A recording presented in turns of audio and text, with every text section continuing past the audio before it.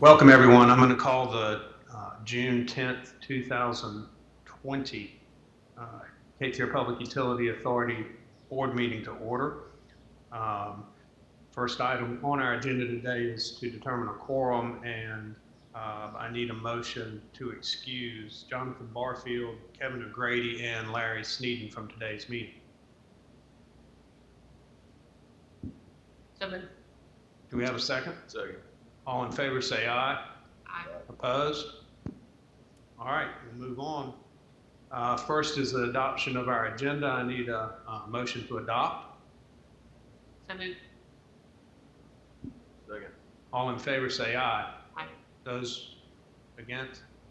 All right, we'll move on. We'll move on to our minutes. Dean's? The approval of the authority board regular meeting, May 13th, the minutes are in your packet. Need a motion to approve. So moved. Second. All in favor say aye. Aye. Opposed? All right, we'll move on to our public comment section. Ms. Pope, we do have a speaker this morning. And I'll ask that the speaker limit their comments to 4 minutes. And please give your name and your address when you get to the podium.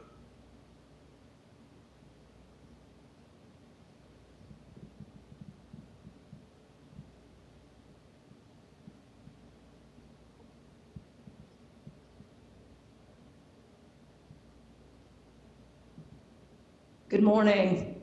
My name is Leslie Cohen. I'm a candidate for New Hanover County Commissioner. I live in Wilmington. I wanted to talk to you today, excuse me, about your plans to suspend disconnects through July, to extend that. I want to congratulate you on that decision. I think that it is too soon to begin disconnecting folks. But I don't think we're going far enough with this.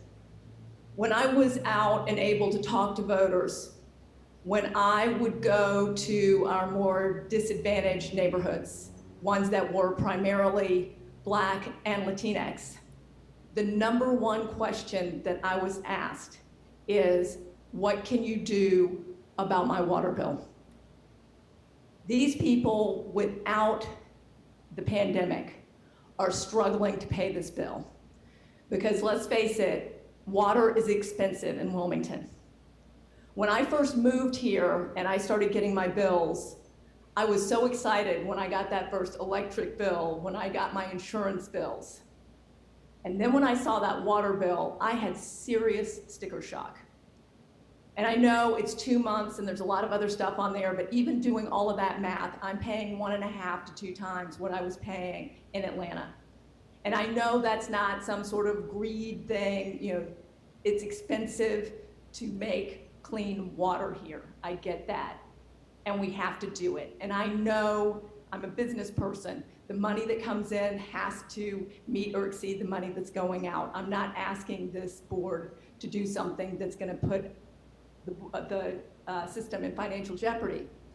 But we are putting a big burden on our citizens who are most vulnerable. Because let's face it, you can live for a little while with the lights cut off. You can live forever without cable TV or a phone. But you can't go very long without water, without bad things starting to happen. And let's not fool ourselves. This pandemic is still gonna be with us in July. It's still gonna be with us a lot longer than July. So the idea of turning off someone's water so that they can't practice good hygiene in the middle of a pandemic is not something we want to do. But further than that, we need to look at what's really going on and the pressure and the burden that we're putting on these families and especially elderly people who are already struggling. We need to find new ways to build so that we're not doing that. So basically, I have 3 asks of you today. To suspend those cutoffs even longer, indefinitely maybe.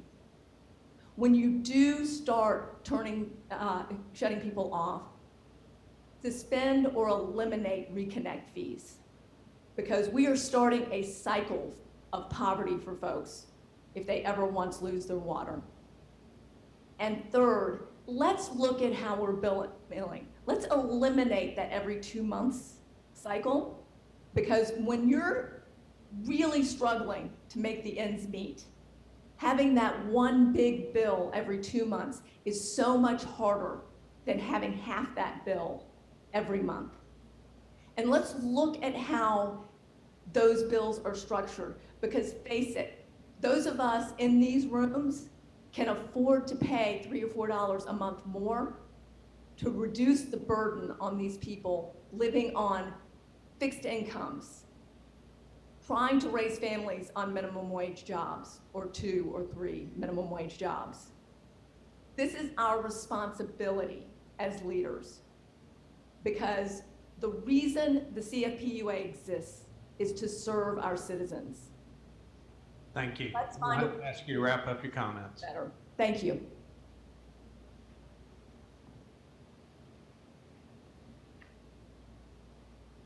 All right. We will move on to our presentations. We have 3 presentations today, and I'm going to ask Jim Fleckner to lead it off. Thank you, Jim. Thank you, and good morning, everyone. As we consider next year's budget, it almost goes without saying that this is a time of unprecedented uncertainty for our community and our customers.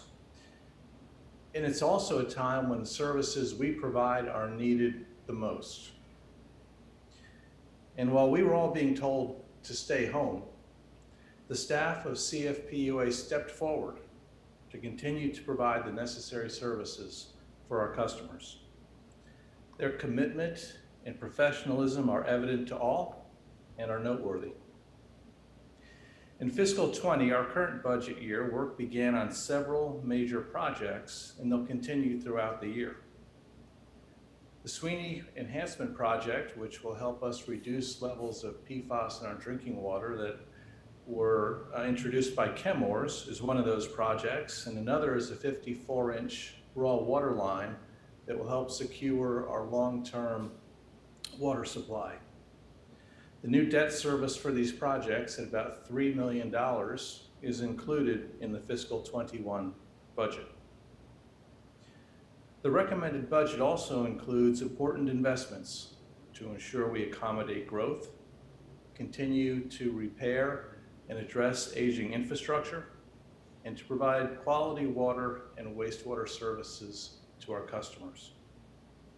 And because of the thoughtful work by our staff over the last few months, the budget we are proposing accomplishes all of this while holding our customers' water and wastewater rates steady. But no increase in rates doesn't mean we're simply treading water. The FY21 budget positions us to responsibly operate, grow, and maintain our systems so we can protect public health and the environment, not just for the next 12 months, but for years to come. So this morning we will be considering 3 items. The first is the capital improvement budget, followed by the SDC charges, and then finally a budget ordinance that brings all of that together. You've seen all of these items in various forms over the last couple of months, but to give us some context for the CIP budget, I'll turn it over to Carl Vandermeiden.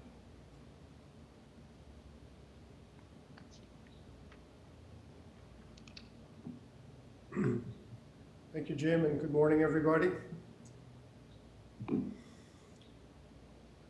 So this particular item is for the recommended approval for the fiscal year 2021 capital improvement plan. The budget calendar that you see on the screen kind of highlights how this process works. It starts very early in the year. We brought this item as a draft to the Long Range Planning Committee back in February. And then since then, we had a board work session in March, and then brought a final draft or final recommended capital improvement plan to the Long Range Planning Committee at its May meeting. What I can tell you is that this plan is identical to the plan that we presented at the board work session in March, with the exception that we did add the dollar amount for the rehabilitation of the twin 24-inch raw water lines. That particular project added about $8 million to the capital plan. The reason why it wasn't in the original draft was because we were waiting for a loan from the state to help fund that project. And when we had the board work session, we had just been approved for that loan. So it was decided at that point to add that project to the capital plan, which raised it from about 18 million to about 25.5 million.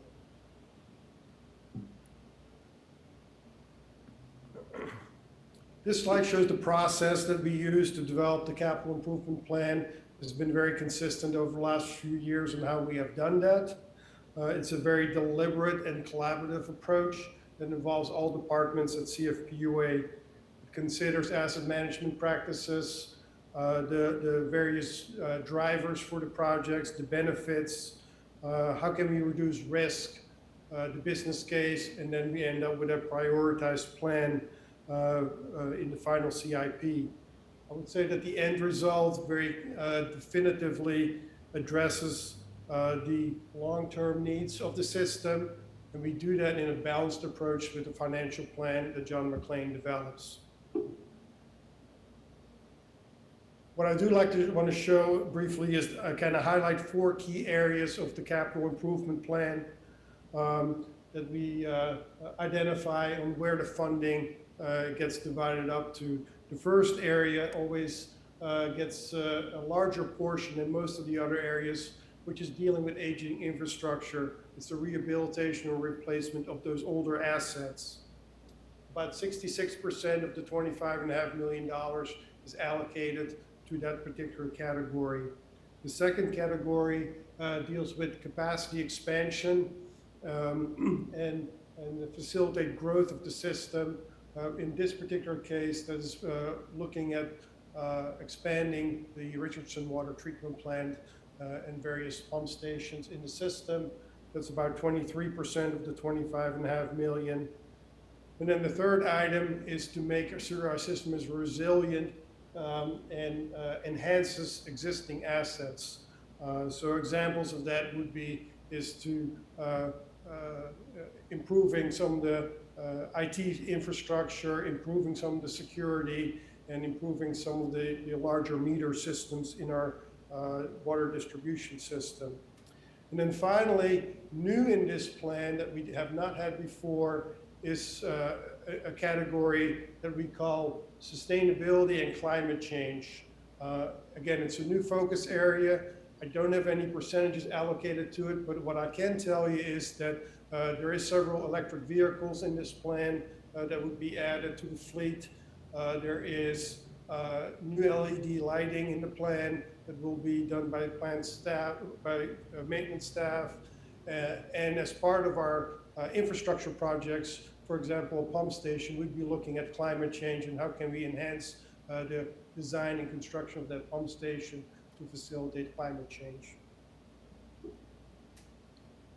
10-year plan is very similar in these focus areas. Again, we're always focused very heavily on aging infrastructure in order to maintain that the system is reliable and can support the community in the long term. This slide shows the 10-year plan. Again, it shows the $25.5 million in fiscal year 21. That is for this upcoming year. We see some increases in spending in year 22 and 23.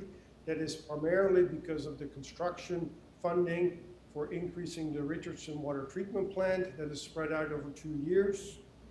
And then the remainder of the 10-year plan is around that $20 million normal expenditure. I would like to highlight that in year 2030, the last year of this capital plan includes design money for expanding the Southside wastewater treatment plant.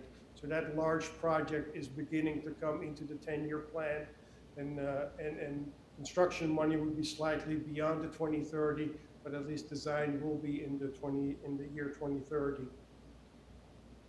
So the Long Range Planning Committee reviewed this plan at their May meeting and recommended approval of the plan to the full board. And with that, I'll be happy to answer any questions. Any questions from the board? Okay, before we vote, just I want to note an item of order. Simply request that when you make a motion and or second a motion that you identify yourself so Ms. Pope can take accurate minutes on who made that motion and who seconded it. And since we're in separate rooms, I think that would be a good idea. So our CIP plan is in front of us. It comes from Long Range Planning Committee. I will entertain a motion to approve. Rob Zappel, I was motion to approve. Thank you, Rob. Do we have a second? It's Jennifer, second. Thank you, Jennifer. So we have a motion and a second. Will all in favor please say aye? Aye. Those opposed? All right, motion passes. The next item for a presentation, I am going to call a public hearing for the adoption of fiscal year 21 system development charges. So this opens the public hearing. And I'm going to ask John McLean to make a presentation. Thank you. Good morning. So this is the public hearing and the adoption of the FY21 system development charges that's required by state statute.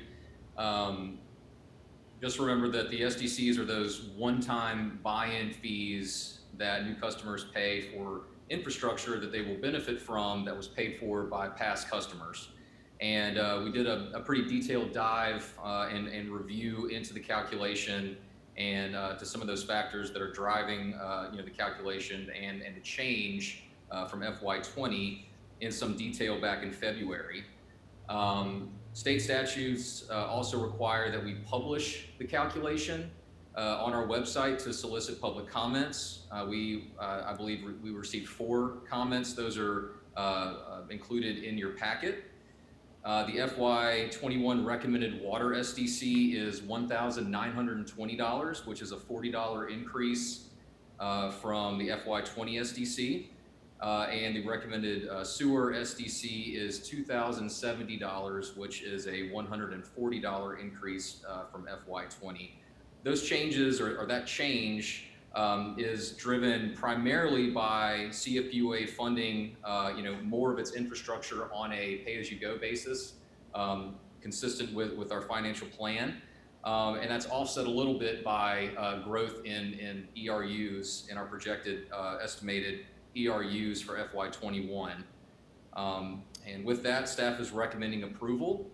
And if there are any questions, we can open up the public hearing.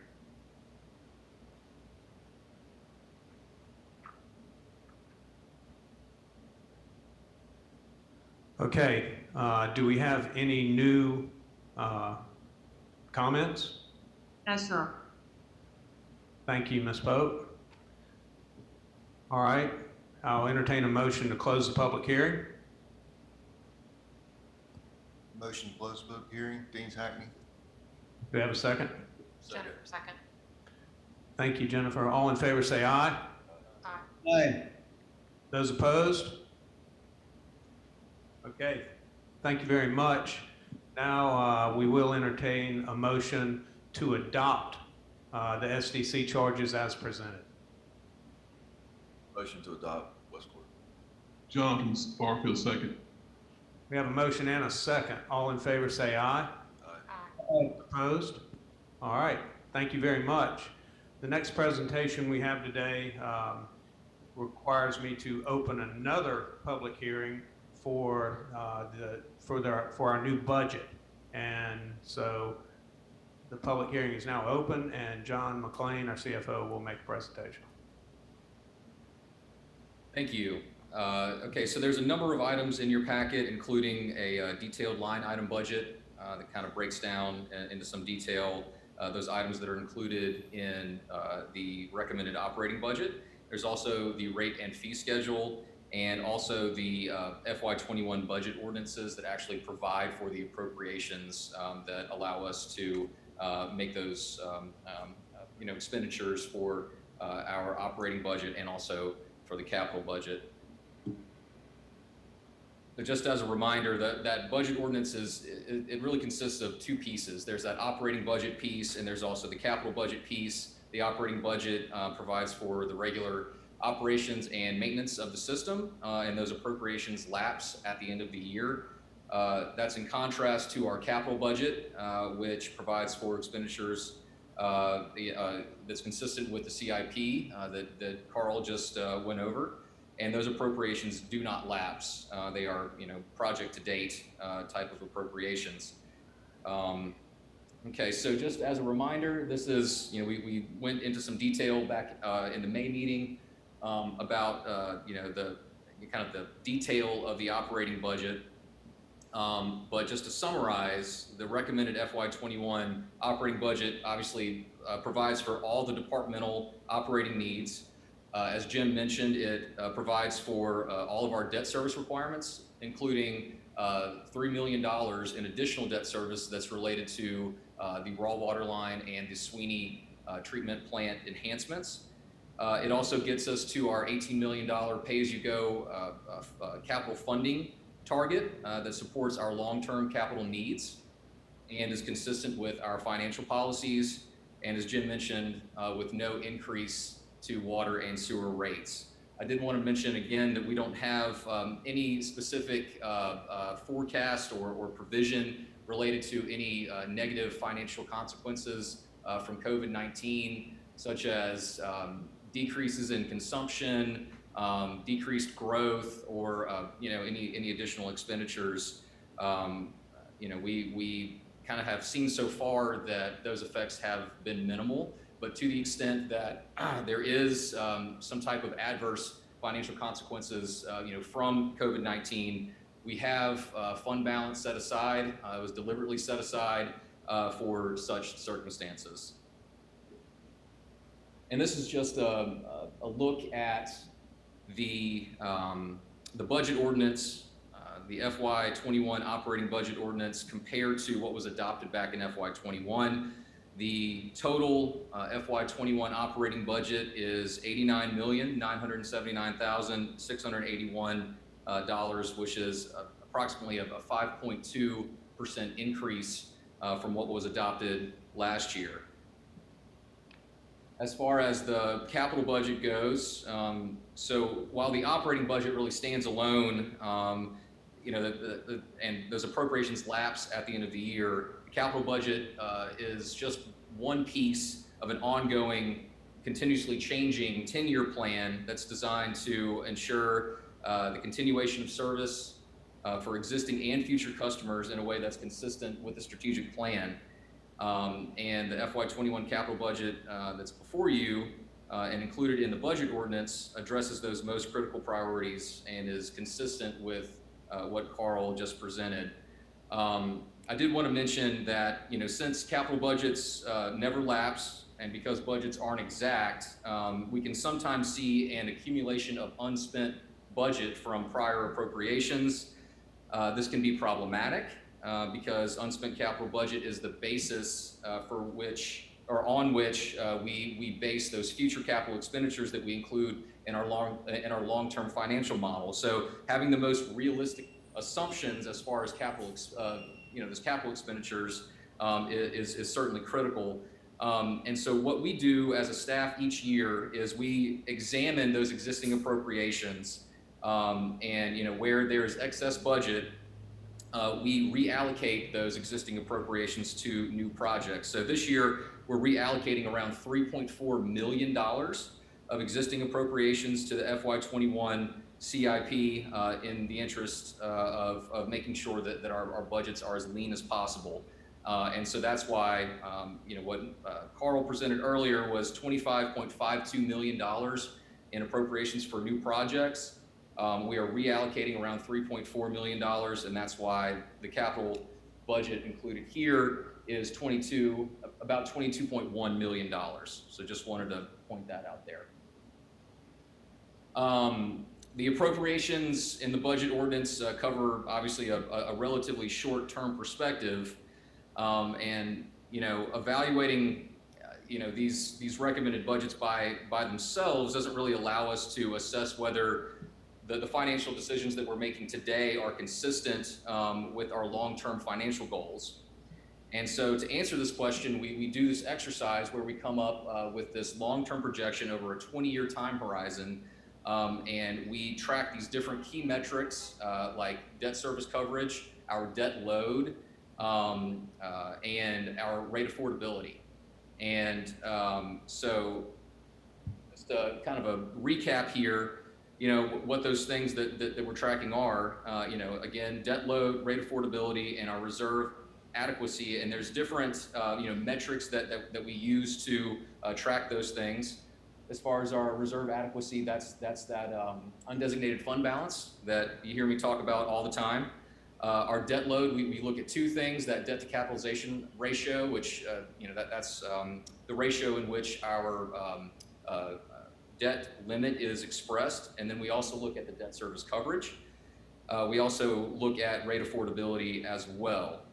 And so I'm pleased to say that plugging these numbers in from the recommended budgets that are here before you, that are included in the budget ordinance, and then projecting those out over a 20-year time period, we are meeting all of those metrics. And so if you look at our fund balance, you can see that there's that relatively quick spend there of our undesignated fund balance. And that's deliberate.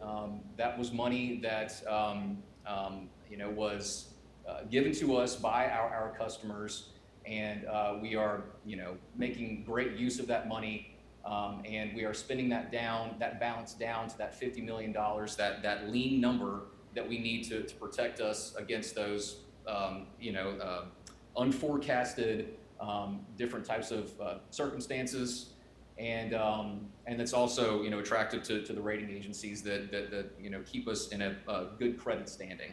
So we're looking good there. This is our debt to capitalization ratio. That ceiling, that straight line across the top is our debt limit, and this is kind of what we would expect to see. Debt issuances are generally made in large increments, and so what you'll see when we issue debt, you'll see that number spike, and then over a number of years it'll come back down, and then the next large debt issuance that we do, it'll come back up. We never want to hug that 45% too tightly. There could be circumstances where we need to issue debt where we didn't quite expect, and so just to have us have that extra capacity there is very important. The next couple of things here, this are our debt service coverage and our rate affordability. You can see that these two are kind of mirror images of each other, and that's not a coincidence. You can see that the overall trajectories are good.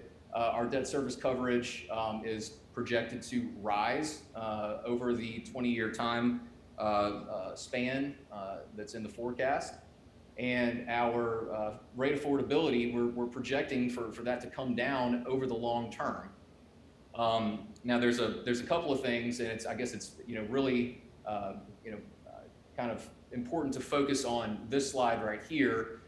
There's a spike that we're projecting in 2031 to rates, and that is due to the issuance of debt for Southside, which is a very large project, about a $150 million project. And then you see that comes down in about 2036, fiscal year 2036, and that's because the debt service on our existing debt that we've been carrying goes away, so that debt matures. So while we're under our threshold there, that 1.6% of the median household income, we still don't like to see spikes like this in rates, certainly not. And so there's a number of strategies that we can use to kind of smooth out this effect, and we're certainly mindful of the impact to our ratepayers. And over the next several years, we will be making sure that we put ourselves in a position to avoid this type of spike here. and smooth it out. So, yes, I think it's very important to kind of give a context to the budget ordinances that are for adoption today, and give you that comfort that it's consistent over the long term, and it's not kicking the can, and it's not handicapping ourselves for years to come. So with that, are there any questions? Mr. Chair, it's Rob Zappel. Yes, Rob? Thank you, John, thank you once again for your presentation. I know we talked a lot about this in finance. I'd like to go back into the CIP funding because, in looking at some of the material that we have here, I want to make sure that I understand it and the rest of the board does too. Back on page 79 during Carl's presentation, there's a bar graph there that shows us the annual appropriation we're looking at for CIP that will support that, the goals that we have. We noted, it goes from FY21 to FY30, and other than in FY29, all of the amounts are in excess of the $18 million a year that we're projecting for CIP. Could we assume that in each one of these years that we're going to augment that with borrowed money or other money that's coming from other sources, operational money? How do you explain this? The difference between, say, in FY23 when we have a CIP of $31.5 million, yet we're only putting in and projecting $18 million. Where do we make up that extra dough? Sure. So there's a couple of things there.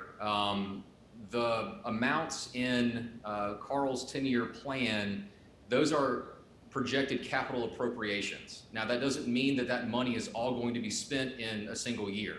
Those budgets, again, are project to date. And so, projects may, fully get completed in that year, but more likely it'll take, 2 to 3 years to fully spend that money. So that's one thing. It's not really an apples to apples when you compare the $18 million, which is a 1-year funding source or continual funding source. You get that infusion of $18 million in ratepayer funded capital money. And when you kind of compare that to the capital appropriations that's in the 10-year plan, those again are just budget numbers, not the actual spend. So when we do our 20-year model that I just kind of ran through quickly, we're making assumptions about how each of those projects are going to spend.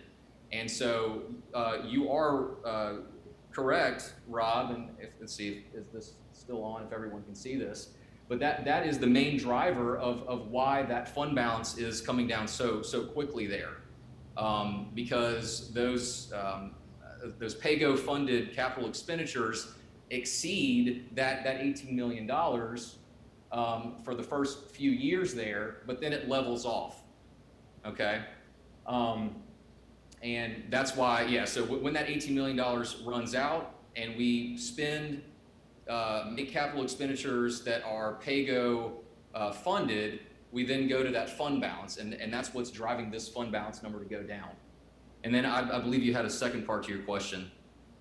No, I just wanted to, it was something that caught our eye, and I knew we talked about extensively, and you gave the explanation in finance, but if you're going through the packet here, again, it seems to be, I say contradictory, it seems to raise a question, and I think you've answered it, that the safety plug there is we could always not do some of the capital improvement projects, and that would bring it down on an annual basis so that we, our appetite, our eyes are not bigger than our stomach, I guess, or something. Sure, and that's what this exercise is all about. This 20-year model is all about.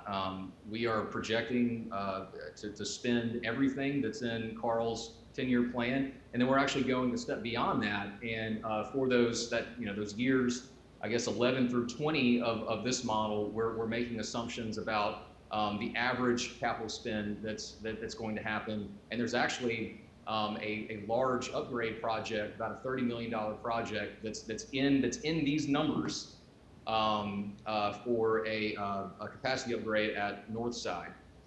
So yes, this exercise and this presentation is intended to give you that comfort that you know, when we take our operating budget and we project it out over 20 years and we inflate it for what we think, you know, I guess kind of an average inflation number is, and then we also plug in the capital expenditures from the 10-year CIP, and then we also make some assumptions about, you know, I guess we kind of do a, you know, I guess a 20-year CIP, and those 11 years 11 through 20. I mean, obviously we have less certainty today about those numbers, but we're making assumptions about, you know, what level of expenditures we need to make sure that our system continues to, you know, function properly.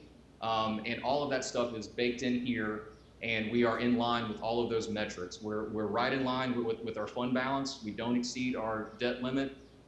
We're looking good from a debt service coverage standpoint.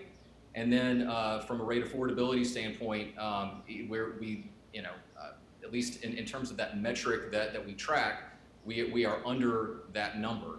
Obviously, there was that you know, thing that, you know, I pointed out about, you know, the spiking or kind of that spike downwards in debt service coverage and that spike upwards in the rate affordability metric that, you know, we would like to avoid, and there's strategies to you know, smooth that out. But in all, you know, with all of those inputs from all those expenditures, you know, both on the operating side and the capital side, over the next 20 years, we are projecting to be in line with all of those financial targets. Thank you, John. Mr. Chairman, I have two more questions. Should I go ahead? Please, Rob. Thank you very much, Mr. Chairman. John, also in this year's budget, you show the increase in revenues, water and sewer, that we're projecting the estimates again more accurately. This is a conversation that we're continuing from the Finance Committee because of the increase over the budgeted and the actuals. With the new amount that you've plugged in there, does that bring us closer, or does it actually match the actuals of 2019, 2020? So what that was based on, we took the consumption per ERU and the number of ERUs back in February, and then we inflated it for a growth factor of around, I think around 3% for both water and sewer, and that's consistent with the customer growth rate that we've seen over the past 3 to 5 years. You know, in the past, we've been, you know, kind of, you know, we've kind of, you know, gone the more conservative route, and we've locked in those assumption numbers, those key, you know, numbers that drive, you know, the water and wastewater revenues.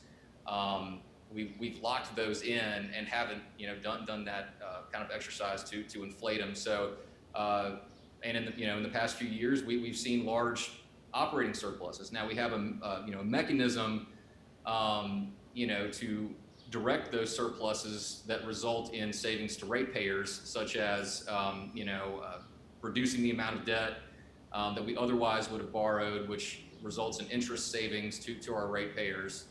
But yes, so this year we have really tried to, you know, to push the envelope there and be as accurate as possible, not being overly aggressive, because we certainly do not want to get into a you know, a deficit posture. But I'd say for both, you know, the water and wastewater rate revenue side, and then also on the SDCs, really trying to be as accurate as possible with, you know, trying to, you know, predict the future and, you know, get that magic 8-ball out and try to be as accurate as possible with what will actually happen in FY21. John, thank you for your time in trying to tighten that up. I think the more accurate we can be on an annual basis, you know, really just helps us make these projections more accurate as well. And I agree with your conservative approach. The third question I had is pretty simple, John. We show a rate increase in 2031, which of course is 10 years out at this point. Could you translate that into actual dollars and cents? I know we're talking about dollars today, but what do you see that from where we are today? How much of an increase, and put a dollar amount on it? Yeah, I think if memory serves, and I can certainly go back and look, but it looked, I think it was about a $12 to $14 per bi-monthly bill for the average customer. So, and that gets back to my point that we don't want to see now. Okay, and if you go back here, let's see, I hope you guys can see this on the screen, but you see that. So we see that spike there. That 2031 spike translates into about I think it's between a $10 and $14 per bi-monthly bill for the average customer. But then it returns down and goes back down in 2036, and that's because we have debt service going away for debt that we're carrying now. So the goal is to smooth out that spike, and if you were to really just kind of draw like a trend line over this entire 20-year time period from 2021 to 2041, that's really the goal. So the overall goal, and I think it's certainly possible, over this 20-year time horizon is to have rates become more affordable. And that's driven by a couple of things. It's growth in the system, which makes the cost of providing service, I guess, cheaper on a per customer basis, and then it's also it's the inflation factor that we're using here. We're using a 1% per year inflation factor for the median household income. So it's a couple of things that are really driving that. John, getting back to your comment about having the crystal ball, my concern is that we're talking 10 years out, and I'm almost sure that something else will happen that'll cause us to increase our debt for whatever project. For instance, the improvements we're making on the Sweeney plant right now as a result of the GenX situation, we could not have predicted 4 years ago. So I appreciate the optimism in that we would not bring on any more new debt, and that the old debt would fall off, and that would allow us for that drop in 2036. But my sincere guess is that we will, something else will jump in to replace that to keep those rates relatively, not say high, but high, it will not fall off that much. But I know you can't project that at this point. Sure. I'm sorry, John, you had a response? Well, I was just going to say, if you refer to this slide, and I mentioned this earlier, that's exactly the reason why we never want to hug that 45% debt limit too tightly, because it takes away our flexibility. So if something like a PFAS GenX issue came up and we needed to do some type of large capital expenditure that we wanted to debt fund, this model still provides for that flexibility. We still have room. I think so that delta between that data point in the dark blue line in 2031 and that 45%, that actually translates into about 30. I think it's between 35 and $40 million. So that's what that delta kind of translates into in terms of debt capacity. So we still have flexibility even at that kind of highest spike that you see in 2031.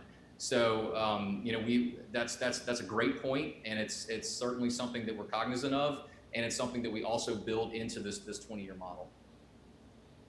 Thanks very much, John. Mr. Chairman, that's the last of my questions. I appreciate your patience. Thank you, Rob. Good questions. Ms. Pope, are there any additional public comments that are here with us today?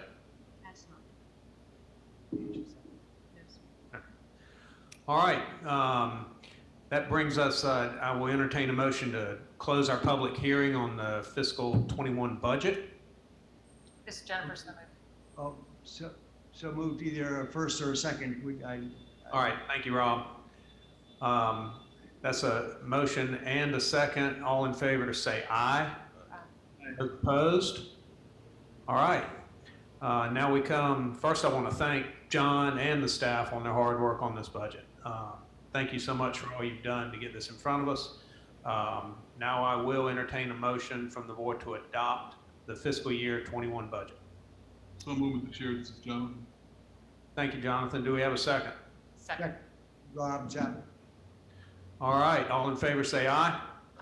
Aye. Opposed? All right, budget passes.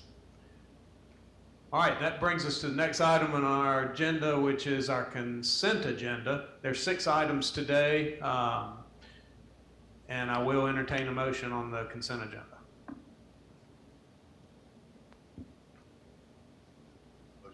Motion to approve, West Quarter. Do we have a second? Second. Jennifer. All in favor say aye. Aye. Those opposed? All right, we moved our consent agenda, and that brings us to our administrative reports.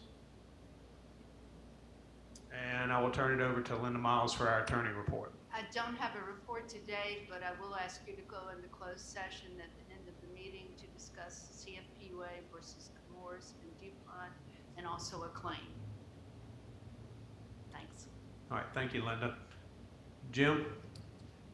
Thank you. I would like to recognize everyone's flexibility in putting this meeting together. It certainly has been a challenge, and I know it makes everything a little bit more difficult for everybody, but we appreciate everyone's patience.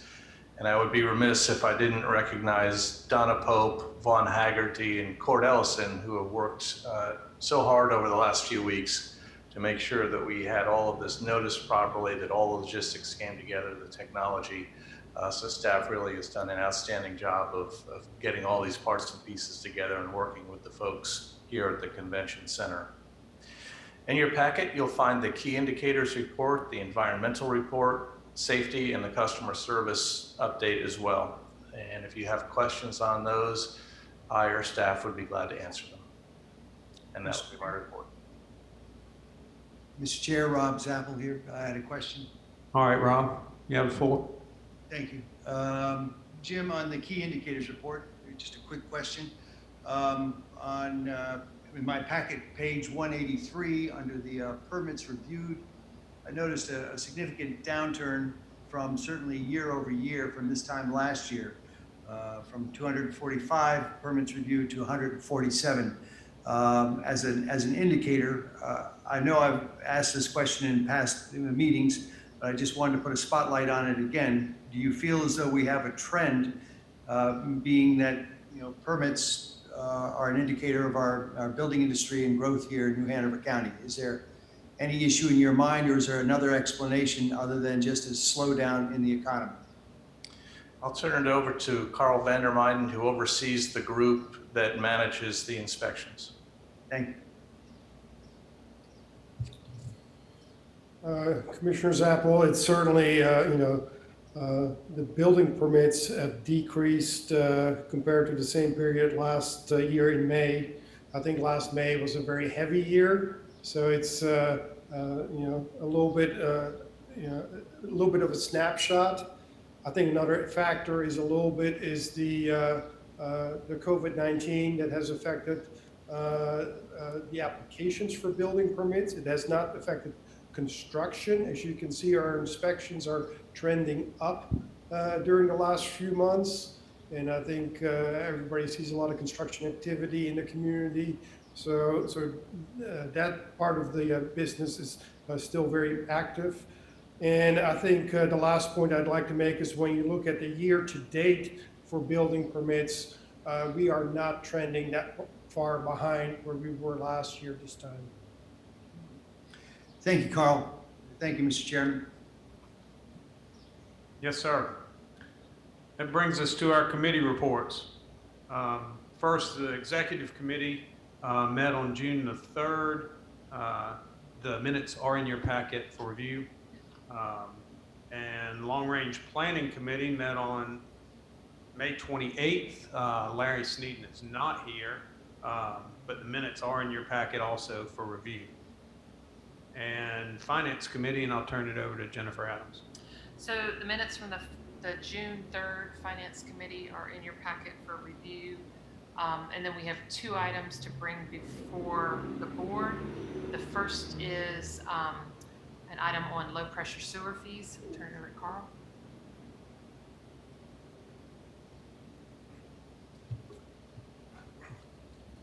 So this item is introducing two new fees associated with a new program that we're implementing called the Low Pressure Sewer Program. Both fees have been presented at Long Range Planning. Long Range Planning endorsed it on May 28th to the Finance Committee meeting, and the Finance Committee approved the fees for consideration for the full board today. In brief summary, gravity sewer is our main way of conveying wastewater in the community. We have over 1,000 miles of gravity lines. It has served us very well. However, we do recognize that some of the remaining land in the county is there may be other ways to provide sewer service to those areas, particularly in cases under a variance when gravity sewer is just not the best way to do it for the authority as well as for the developer and the builder. So it's kind of a collaborative approach through a variance to look at another way to serve certain areas in the community. The two fees that we're proposing, one is a residential grinder pump fee for $30 bi-monthly that would be charged to the residential customer that would benefit from these grinder pumps at their particular property.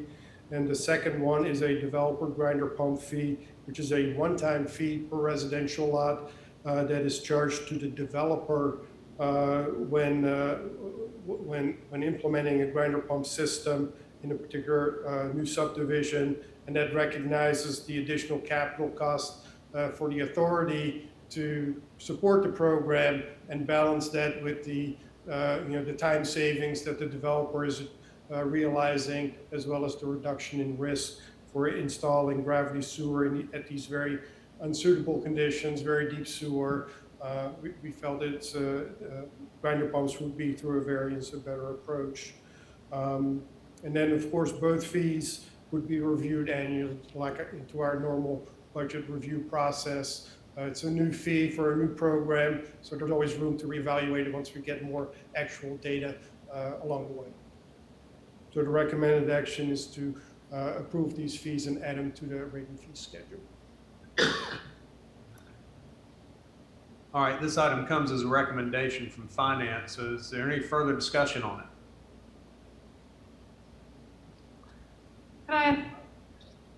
Can I ask a quick question, Jessica? Yes, Jessica, you have the floor. Carl, could you talk a little bit more about how, what numbers you used, what metrics to decide these fees? Sure. The residential grinder pump fee, the metrics we used on that was the routine maintenance, the maintenance labor, and then the long-term equipment replacement. So a homeowner, if the pump needs to be replaced in 10 years, they have paid into that program for the authority to replace the pump. We looked at some neighboring utilities, as well as utilities across I think mostly the East Coast, as well as some other industry standards. As we discussed previously, the range was about $30 to $45 bi-monthly. We felt, because this is a new program for the authority with limited data on our actual experience, that we start at the $30 at the bottom of that range, recognizing that there's always a reevaluation in subsequent years. And then the developer grinder pump fee, the main metric on that is we need some specialized equipment. The largest expenditure would be smaller Vector trucks in order to navigate through the neighborhood to service these grinder pump stations. Our large Vector trucks simply cannot do that. These smaller ones are more like pickup trucks with storage tanks on them. A typical cost for one of those trucks is around $100,000. And in order to recover our costs in, say, a 7-8 year period, that kind of equated to that $300 per residential lot fee. And are we going to have to hire new people, or are we going to just retrain and expand our existing workforce for this new technology? Initially, we would do it with our existing forces. Over time, as the program grows and grows, obviously we would reevaluate that. But initially, when we have less than 100 of these, we feel that our existing staff can handle that. Thank you very much. Thank you. Any additional questions? Again, this comes as a motion from Finance. Any seconds? Motion to approve. Motion to approve, West Quarter. Second. Second. All in favor say aye. Aye. Those opposed? All right. Thank you very much. And Jennifer? The second item is the monthly financial report with Mr. McLean. Just very briefly, going to page 223 of your packet, pulling up the summary statement of revenues and expenditures, just to kind of take that snapshot as of the end of April 30th, 2020. You can see that our unrestricted or undesignated fund balance is about $68 million. We are, I think, everyone is aware that over the past couple of years, we have deliberately spent that number down. I think back a couple of years ago, that number was somewhere between 110 and $120 million. And so we have deployed that money. We have invested it in our infrastructure. And as we continue to do that, and as that number continues to approach that $50 million number, we will be monitoring our capital spend on at least a quarterly basis, to make sure that we properly manage that $50 million number, and that we don't go too far under it. The other thing to point out too, this is on line 13 under the change in fund balance on the operating side. That's the left-hand side of this page. You can see that as of April 30th, we have an operating surplus of $5.8 million. That's driven largely by outperformance in revenues. If you'll turn to the next page, this would be page 224. You can see that we have quite a bit of outperformance in our water and wastewater revenues. And that's driven both by the number of ERUs on both the water and the wastewater side, outpacing what we assumed in the FY20 budget, and then also our water and wastewater usage or consumption per ERU is outpacing those budget assumptions as well. And again, I mean, this is something that, to Mr. Zappel's point, we are looking to tighten up. I think that the FY21 and the underlying assumptions there for our revenues certainly work to do that. Another big piece, and this would be page 225, 226, on 228, I believe that's right, on the operating revenue. It's kind of a comparison budget to actual. The other large piece in terms of outperformance is the SDCs. That's not really a function of the fee or the charge on a per ERU basis. That's more of a function of missing or underestimating the number of ERUs that would be assessed to the SDC in FY20. And again, I believe that the FY21 budget is a very close approximation and kind of our best guess of what will actually happen in FY21, in order to avoid having operating surpluses or large operating surpluses in subsequent years. And those are the major things that I wanted to point out. Are there any questions? Mr. Chairman, this is Jonathan. I do have one question. You have the floor, Jonathan. In regards to us suspending terminations of service and folks having the ability not to pay right now, what are we seeing there? Are we seeing many continuing to make payments? What's the ratio of those that are continuing to make payments versus those that are making partial payments and no payments at all? Right, and we're not seeing you know, a huge downturn or uptick in our receivables. This is really, you know, kind of a cash flow issue. It has not been material, I mean, we've just seen kind of a slight uptick in our accounts receivable, those outstanding balances that that customers owe. So yeah, we have really you know, not seen any adverse effects from the suspension of those disconnects really at all. Thank you. I was wondering, Don, do you think for next month we could have just a snapshot of those statistics? What percentage of our customers are having trouble? How much is us sort of sitting there out waiting to be paid back in, that kind of thing? And maybe compare it to this time last year? Sure. That'd be great. Thank you. Mr. Chair, it's Rob Zappel, and I have a question. Rob? Thank you. John, on page 237 on there, I just picked up on the contract change orders, something I hadn't seen before. It has to do with the, basically our tires of all things, but large change orders coming in from both Hughes Tires and Colony Tire. Was there a run on tires here for the fleet, or what's going on with that? I am actually not exactly sure on that one. We can certainly get back to you on that, Mr. Zappel. Yeah, sorry, John, I know that kind of comes out of left field, but both those change orders were almost double the original contract amount. Even though the dollar amount is not you know, huge in perspective to you know, the dollar amounts we're talking about, millions of dollars, it still is of concern. This is Jim, and we will verify that, but most times when we see that type of a change, it's a contract extension or renewal, which is processed as a change order. But we'll certainly verify that and get back to you. I see. Thanks, Jim. Thank you, Mr. Chair. Thank you.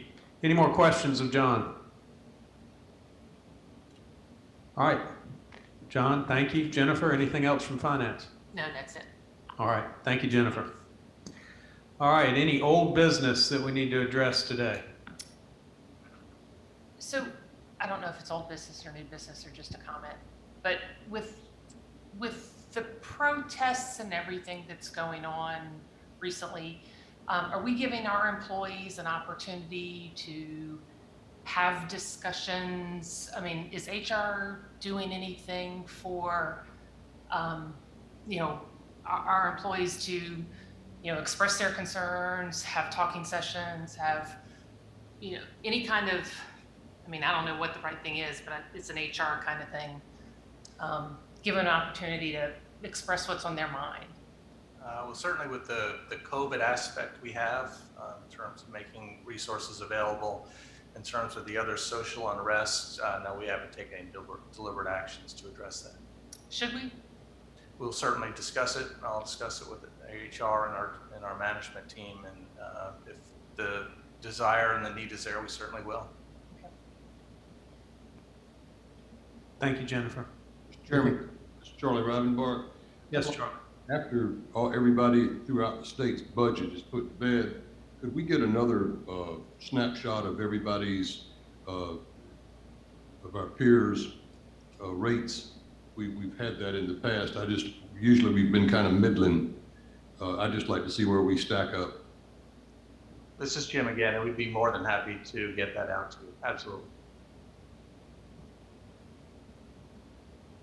Thank you, Charlie. Anything else? John? Just to follow up to Mr. Zappel's question, yes, those are just renewals. Those change orders are renewals. In the original contract, we had provided that they could, or that we could renew that contract. It could be renewed up to 3 times, and so this is just one of those renewals. Thanks, John. I appreciate that follow-up. All right, anything else? All right, before we go into closed session, I do just want to echo our executive director's earlier comments. I want to thank the board. I want to thank Cord and Vaughn and all the staff for making this venue work for us. I know that as we progress through the stages of this new normal, I hope that someday soon we can return to a meeting we can all have together once it is safe. So again, thank you all. And with that being said, I need a motion to go into closed session. To discuss the claim in CFPUA versus Chemours and DuPont. So Do we have a second? Second. Second, Wes. All in favor say aye. Aye. Those opposed? All right, thank you.